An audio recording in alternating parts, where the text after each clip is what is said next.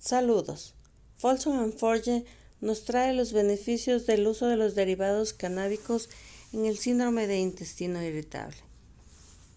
Quien les saluda, soy la doctora Eliana Narváez, médico especialista en anestesia, reanimación y terapia del dolor, también con formación en cuidados paliativos, actualmente investigadora clínica y miembro de la Fundación Médica Ecuatoriana Canábica. También docente a tiempo completo de la Cátedra de Farmacología.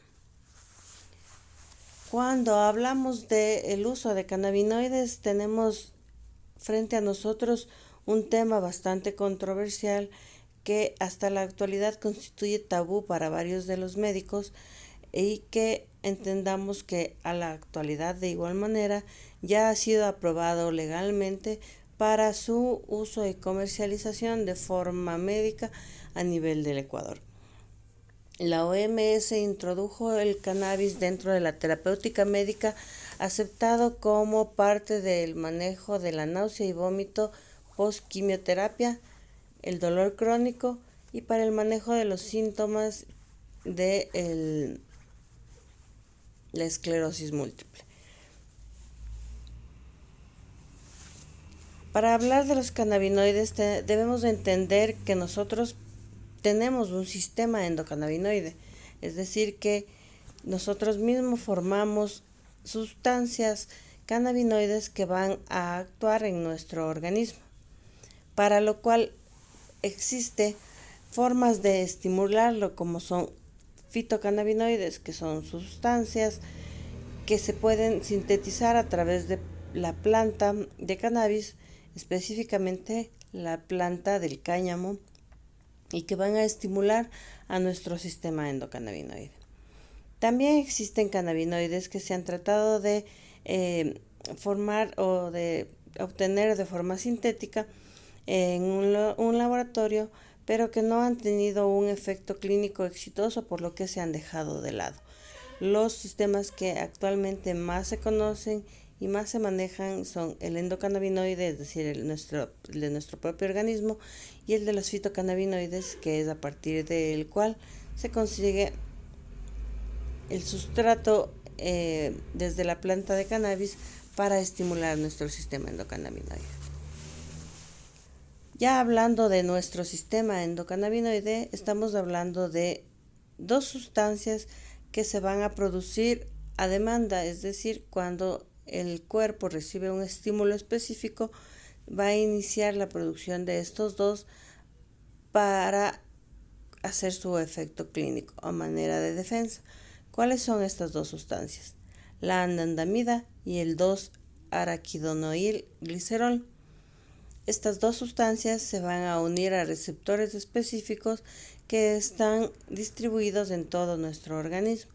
Son el CB1, el CB2 y vamos a presentar también dos receptores adicionales que no son tan conocidos, pero que ya están siendo más estudiados y en especial en el síndrome de intestino irritable juegan un papel importante. Después, reconocer que de los derivados cannabinoides, de los que vienen de la planta del cáñamo, tenemos cerca de 400 derivados cannabinoides, de los cuales varios se han reconocido con efectos clínicos variados. Entre ellos están el muy famoso THC o tetrahidrocannabinol, el CBD o cannabidiol, el tetrahidrocannabivarin, el ácido cannabinoico y el cannabigerol. Si ustedes se percatan, el cannabigerol está como que abarcando o está enmarcando a el resto de los endocannabinoides, al resto de los derivados cannabinoides. ¿Por qué? Porque el cannabigerol es la molécula madre, la precursora de los otros cannabinoides. Por lo tanto, el uso del cannabigerol, o sea, del CBG, va a permitir que no se haya transformado hacia la molécula ácida del derivado cannabinoide. ¿Y cuál es la importancia de esto? Porque el THC en su forma ácida es la molécula que provoca neuroestimulación, alucinación, hiperexcitabilidad. Entiéndase entonces que nosotros al usar cannabigerol tenemos los beneficios de los derivados cannabinoides sin tener la porción del efecto alucinógeno ni neuroestimulante. Hay otros componentes de las plantas cannabinoides, como son los terpenoides y los flavonoides, a quienes también se les ha atribuido efectos clínicos, pero de los que en este momento no vamos a profundizar. Una consideración especial que también hay que tener en cuenta es que cuando hablamos de derivados cannabinoides, estamos hablando específicamente de la planta del cáñamo, como ya me escucharon mencionar.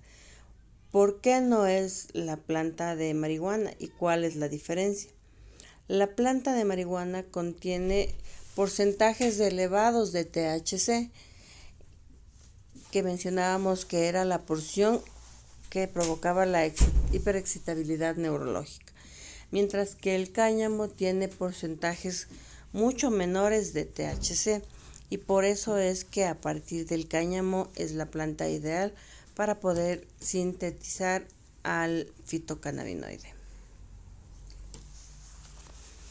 Ahora, entendamos un poquito más sobre el sistema endocannabinoide. Los endocannabinoides constituyen un sistema de comunicación intercelular, es decir, son un sistema de neurotransmisor dependiente del ácido araquidónico.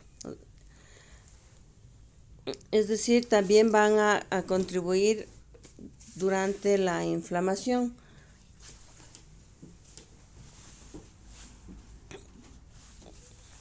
Tenemos a los receptores cannabinoides en varios tipos celulares. Va a estar en las terminales nerviosas, en los nervios periféricos, en los nervios nociceptivos, en el sistema nervioso central y especialmente en la aferencia que llega a través de las astas posteriores de la médula espinal, y van a ser moduladores de los componentes del dolor. Entonces van a modular la respuesta nociceptiva, van a modular el dolor neuropático y también van a jugar un papel importante en la modulación inflamatoria. Los receptores cannabinoides están tanto presinápticos como postsinápticos, es decir, a nivel postsináptico van a hacer su efecto terapéutico directamente en el órgano diana, y a nivel presináptico lo que van a permitir es que se estimule su producción solamente en el momento de que se requiere. No va a haber almacenamiento vesicular en la parte presináptica, sino solamente producción ante estímulos específicos. Y luego de que se producen, van a estar en el espacio sináptico hasta poder unirse a sus receptores a nivel postsináptico. Ahora, ¿dónde se encuentran estos receptores de los que tanto hablamos? Mencionábamos que hay los receptores CB1 y los CB2. Los CB1 aquí en este gráfico mostrados de color verde están distribuidos principalmente en el sistema nervioso central y en la médula espinal. No quiere decir que en la periferia no haya. Sí hay en periferia, pero son predominantes en el sistema nervioso central. Los receptores CB2, en cambio, hay pocos en el sistema nervioso central y son de predominio en el sistema inmunológico, en el sistema nervioso periférico, en el estómago, en el intestino, en los riñones, en el hígado, en el vaso y en las vísceras huecas. También tenemos a otros receptores, como mencionábamos hace un momento, que van a ser también estimulados por los endocannabinoides. Entre ellos tenemos al receptor de proteína TRPV1, al PPAR y al GPR55, de los cuales hay una importante función ya que estos están ampliamente distribuidos a nivel intestinal.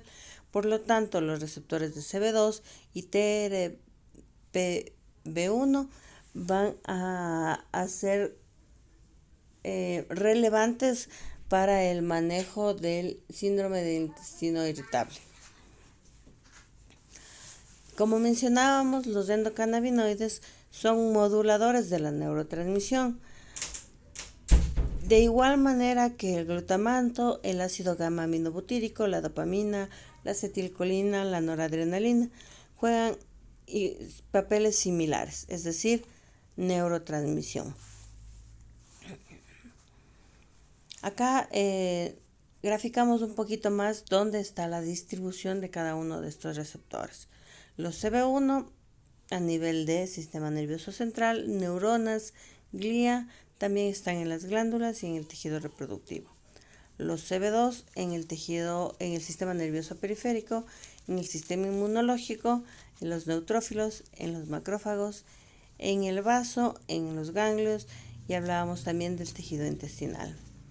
Los GPR55, recientemente aceptados como el tercer receptor cannabinoide, que están en los huesos, en el cerebro, cerebelo, yeyuno e ilio, y el TRPV1, que son los que van a estar implicados en el dolor inflamatorio a nivel óseo, a nivel sanguíneo, a nivel visceral, en el hígado, en el riñón, en el estómago y en los ovarios. Ahora, cuando hablamos de el intestino, todos recordamos que hay un papel importante en la regulación o en el mantenimiento de la homeostasis fisiológica corporal a nivel intestinal. Y recordamos que esos mecanismos regulatorios intestinales están también íntimamente ligados a la función neurológica, la función cerebral. Se ha comprobado que para mantener esta homeostasis y esta regulación cerebro-intestino hay un importante papel del tono del sistema endocannabinoide para regular todas las funciones como la motilidad, la permeabilidad, la secreción de líquidos, la inmunidad, el dolor visceral, la modulación de la neurotransmisión, incluso hacia el tracto gastrointestinal.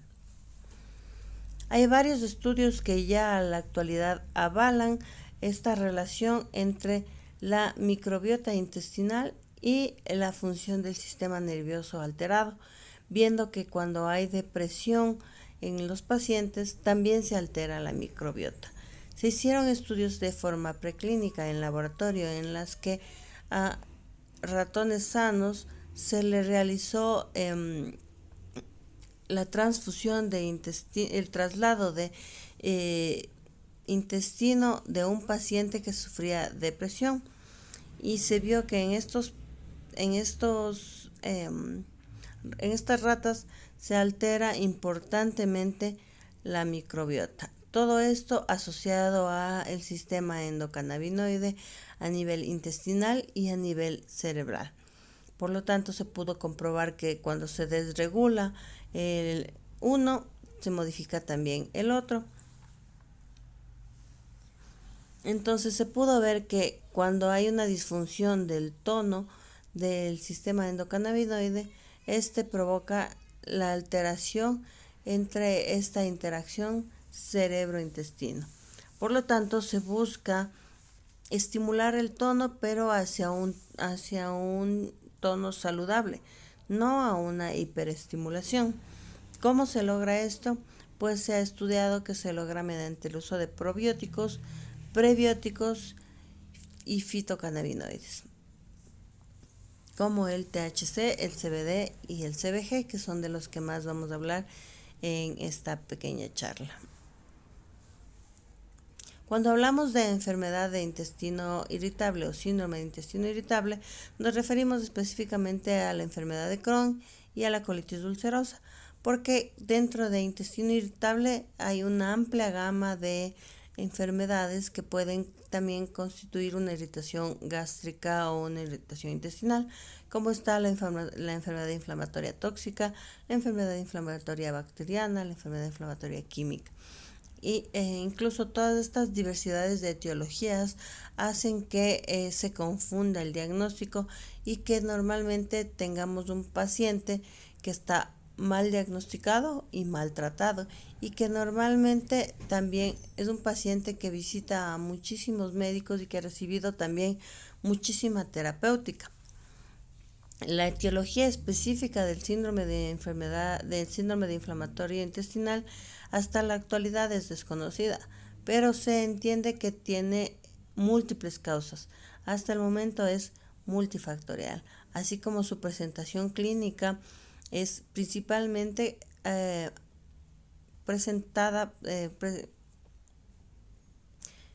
principalmente manifestada por dolor, pero también se puede manifestar con alteraciones psicológicas como depresión, ansiedad, ideación suicida, y también otras manifestaciones focales gastrointestinales como es la hinchazón de las asas intestinales y el aumento de la producción de gases. Se asocia mucho a las pacientes mujeres y se presenta en edad joven, entre los 30 y los 50 años. Este dolor abdominal casi siempre se asocia a una alteración en la forma de evacuación. Tenemos 3 tipos de síndrome irritable: el que se asocia a estreñimiento, el síndrome de intestino irritable que se asocia a diarrea o a deposiciones diarreicas, y el síndrome de intestino irritable que es mixto, es alternante entre momentos con estreñimiento y momentos con deposiciones diarreicas. En el intestino irritable juega un papel importante el estímulo de los cannabinoides, ya que al nosotros sustituir o al reponer, al brindar cannabinoides, estimulamos los receptores CB1. ¿Y qué logramos? Logramos una mejora de la función del esfínter esofágico inferior con una relajación de este esfínter.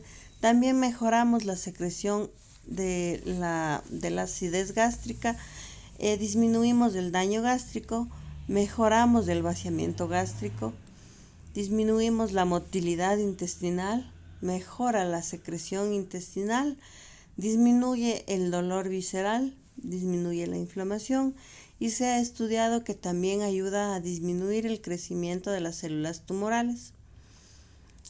Al estimular a los receptores CB2 también se juega un papel al disminuir el dolor visceral, ayuda también a disminuir la inflamación, mejora la motilidad intestinal y ayuda a disminuir todos los síntomas del síndrome de intestino irritable.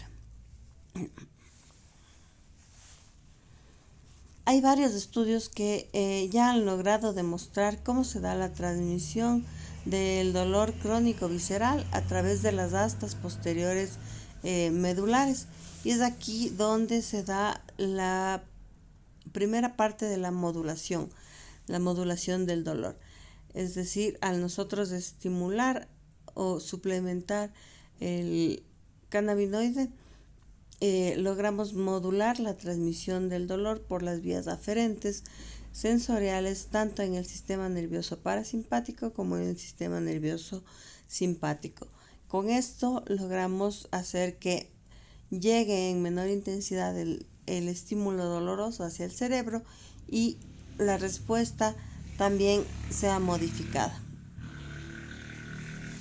Cuando hablamos del tratamiento del síndrome de intestino irritable, tenemos una amplia gama de tratamientos que van a depender de cuál sea la aparente causa y de los síntomas que tiene el paciente.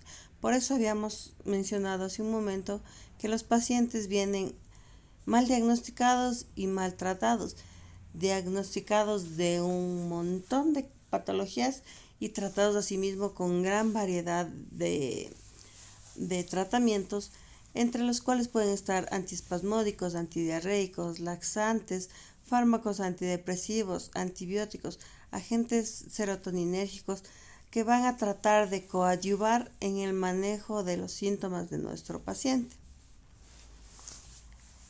A la actualidad existen gran cantidad de evidencia clínica y de estudios clínicos que poco a poco van avalando los beneficios de usar medicina canábica en los distintos síntomas de nuestro paciente, en especial en el manejo del dolor, en el manejo de la náusea y vómito, hablando específicamente de gastroenterología. Pero el beneficio de utilizar cannabidiol y del cannabigerol es específicamente su actividad analgésica, antiinflamatoria, antineoplásica y otros como el efecto antinauseoso, que también es importante. ¿Cómo lo hace? Pues estimulando, como habíamos mencionado, a los receptores CB1 y CB2, que van a actuar en cerca de 60 blancos terapéuticos a nivel gastrointestinal. Un factor importante a mencionar cuando se utiliza derivados cannabinoides es entender que el uso de estos derivados no produce dependencia, tiene un potencial terapéutico muy amplio y que es un coadyuvante espectacular para el manejo de enfermedades. Ahora, cuando nosotros administramos un derivado cannabinoide, no es que hablemos de la panacea de los tratamientos. Hay que tener muy en cuenta que los cannabinoides se metabolizan a través del citocromo CYP450. Por lo tanto, hay que tener en consideración todas las interacciones farmacológicas que se puedan dar por el uso de estos fármacos. Aquí tenemos un resumen de las posibles interacciones que se podría dar cuando utilizamos derivados cannabinoides con fármacos. Pero a manera de resumen más chiquito, tengamos en cuenta principalmente que no se debe utilizar derivados cannabinoides en pacientes que utilizan anticoagulantes orales tipo warfarina, porque van a aumentar las concentraciones de la warfarina y podrían provocar sangrados en nuestros pacientes. También hay que considerar a los pacientes que utilizan benzodiazepinas o que utilizan antidepresivos, pues la interacción con los cannabinoides va a ser hacia la sinergia de los fármacos, es decir, van a potenciar el efecto de estos fármacos y podría provocar sedación o depresión respiratoria. Por lo tanto, hay que ir dosificando. Entonces, sí se podrían utilizar en conjunto con antidepresivos y con benzodiazepinas, pero lo que van a hacer es que se permita dosificar en menor cantidad tanto las benzodiazepinas como los antidepresivos. Lo mismo pasa con los opioides, nos van a permitir reducir la dosis de los opioides. ¿Y cuál es el beneficio de estos? Al reducir la dosis de los opioides, vamos a poder tener un mejor control del dolor, reduciendo los efectos colaterales o los efectos secundarios de los opioides, que muchas veces dificultan el manejo. ¿Cuáles serían estos? Por ejemplo, los efectos de náusea, vómito, depresión respiratoria, efectos de enganche a fármacos, como mencionábamos acá antes, efectos de dependencia a fármacos se van a reducir gracias a la interacción con estos. O sea, vamos a lograr reducir la dosis de los fármacos al usarlos concomitantemente. Pero asimismo también hay que tener en cuenta que hay pacientes en los que, en los que no vamos a poder utilizarlos definitivamente a los cannabinoides, como por ejemplo van a ser los pacientes con enfermedades cardiovasculares inestables, es decir, pacientes con arritmias no controladas o pacientes con hipertensión no controlada. También está contraindicado en pacientes que tengan enfermedad psiquiátrica no controlada y no se recomienda en pacientes menores de 18 años. Ahora, cuando nosotros decidimos prescribir un cannabinoide, para tener una buena prescripción es importante adquirir fármacos que primero tengan una buena rotulación, segundo que dentro de su rotulación contengan el miligramaje específico al que viene esa forma farmacéutica, o la concentración, para que la dosificación no sea al ojo, no sea como muchas veces dicen, tómate 2 gomitas, tómate 5 gotitas, no, para que la prescripción sea como la damos los médicos, exacta, por patología y que pueda ser mejor manejada. Este es el caso, por ejemplo, de los productos que estamos presentando actualmente de Folsom & Forge, que tienen ya certificación del ARSA, están aprobados en el Ecuador para ser distribuidos. Estos son medicamentos importados de Estados Unidos, como ustedes pueden ver aquí, el país fabricante es Estados Unidos, están aprobados por el ARSA, y lo importante que en nuestras formas farmacéuticas, que son varias las que tenemos gomitas, tenemos gotas, tenemos loción, tenemos spray, tenemos cápsulas blandas, todas contienen, como habíamos mencionado, claramente sus componentes. CBD o CBD con CBG, que es lo que le brinda el factor diferencial a Folsom & Forge, el uso de CBG. Además, contienen en su forma farmacéutica claramente la concentración a la que viene ese fármaco.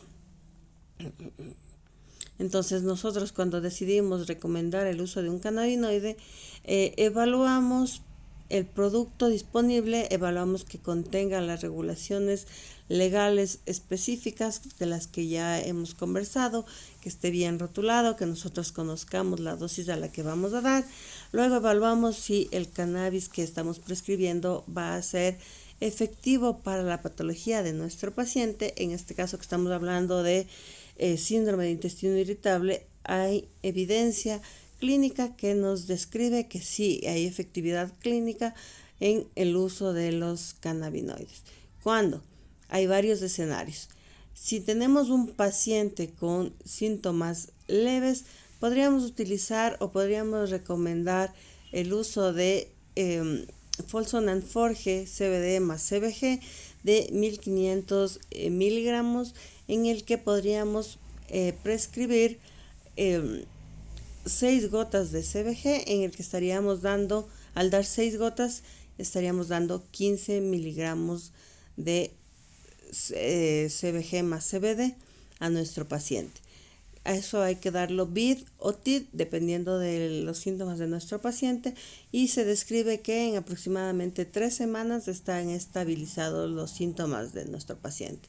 Si tenemos un paciente con sintomatología moderada, podemos recomendarle Folsom & Forge en dosificación de 2000 miligramos, por ejemplo, en el que podríamos dar 6 gotitas, lo que correspondería a 20 miligramos. Ahí sí tendríamos que dar en el paciente con síntomas moderados 3 veces al día.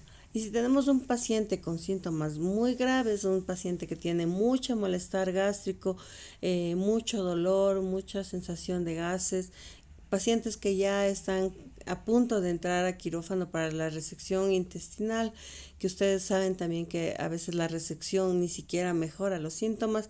En estos pacientes se ha descrito que se puede llegar a dosis máximas de 90 miligramos cada 8 o cada 12 horas. ¿Cómo traducimos eso? Podemos utilizar Folsom & Forge en gotero de 6000 miligramos. Podríamos dar 10 gotas, que correspondería a los 90 miligramos. 10 gotas cada 8 o cada 12 horas. Se habla de que en 3 semanas se obtiene mejoría terapéutica y en cerca de 6 semanas una estabilización de todos los síntomas y una disminución importante de la inflamación a nivel intestinal. Entonces ahí tenemos varias alternativas terapéuticas para el manejo. Otra opción terapéutica también es cuando tenemos un paciente con síntomas leves en los que los síntomas se gatillan ante estrés o ansiedad. En esos casos también nos podría servir la forma farmacéutica de gomitas en las cuales el paciente puede deglutir una gomita en la noche o una gomita en el día para que le permita mejorar la calidad del sueño, mejorar los síntomas de ansiedad y con eso disminuimos los gatillantes. Ahora, hay diferencias importantes entre que nosotros demos por la vía oral y los que damos por vía sublingual. Folsom and Forge tiene su mayor parte de presentaciones por vía sublingual. Todos los goteros se administran por vía sublingual. Esto va a permitir que la absorción sea mucho más rápida y que se evite el metabolismo de primer paso. Con eso vamos a tener un efecto más eficaz y más rápido. Ahora, las formas que se ingieren, las formas que se administran por vía enteral, estas pues van a tardar un poco más y pueden empezar su efecto terapéutico entre 30 minutos a 2 horas tras la administración. Y va a disminuir la biodisponibilidad porque sí va a atravesar el metabolismo de primer paso. Aquí podemos tener una comparación entre cuando se administran los cannabinoides por vía inhalatoria y por vía digestiva. La vía inhalatoria hace un pico muy rápido, pero también baja muy rápidamente las concentraciones. Por lo tanto, por vía inhalatoria no se puede dar para tratamientos de patologías, porque como vemos baja la concentración muy rápido. En cambio, por vía oral tarda un poco más a alcanzar su pico, pero mantiene niveles séricos del fármaco durante más tiempo. Eso hace que el tiempo de vida media del fármaco por vía oral se mantenga entre 6 a 8 horas. Una consideración importante también es que los derivados cannabinoides constituyen principalmente una herramienta complementaria o un tratamiento coadyuvante a las medidas convencionales a las que se dan y nos van a permitir reducir dosis de otros fármacos, pero es importante que se sume la terapéutica convencional a la medicina canábica o a la dosis de cannabis que nosotros decidamos dar, hasta un momento en el que nosotros podamos tal vez reducir o eliminar el fármaco de base, el antidepresivo, los antibióticos y podamos dar un mantenimiento con Folsom and Forge, que sí se va a poder hacer. Entonces, varios estudios randomizados, varios estudios ya metaanálisis amplios que se han logrado hacer han mostrado científicamente que los efectos del uso del CBD principalmente y en este caso también del CBG, gracias a ser precursor del THC, vamos a tener estos efectos que nos muestran acá: alivio del dolor, inhibición de la inflamación en el tracto digestivo, mejora la diversidad de la flora intestinal, previene la activación de los mastocitos, estos como efectos locales a nivel gastrointestinal, pero no olvidemos los efectos a nivel del sistema nervioso central, que van a ser ayudar a disminuir los estímulos de estrés, de ansiedad, mejorar la calidad del sueño y con esto disminuir los gatillantes de los síntomas de enfermedad inflamatoria. Entonces, si nosotros recordamos estos efectos a nivel del sistema nervioso central más los efectos locales a nivel gastrointestinal, vamos a tener un magnífico control de todos los síntomas del síndrome de inflamatorio intestinal. También mencionar que el CBD juega un papel importante en el control de las náuseas, que ya es bastante conocido, pues actúa a nivel del sistema nervioso central, a nivel talámico en el punto gatillante de las náuseas. Además ayuda a aliviar la inflamación y también disminuye los calambres musculares y el dolor. y el dolor de forma crónica, que también ha sido bastante estudiado. En cuanto a la bibliografía,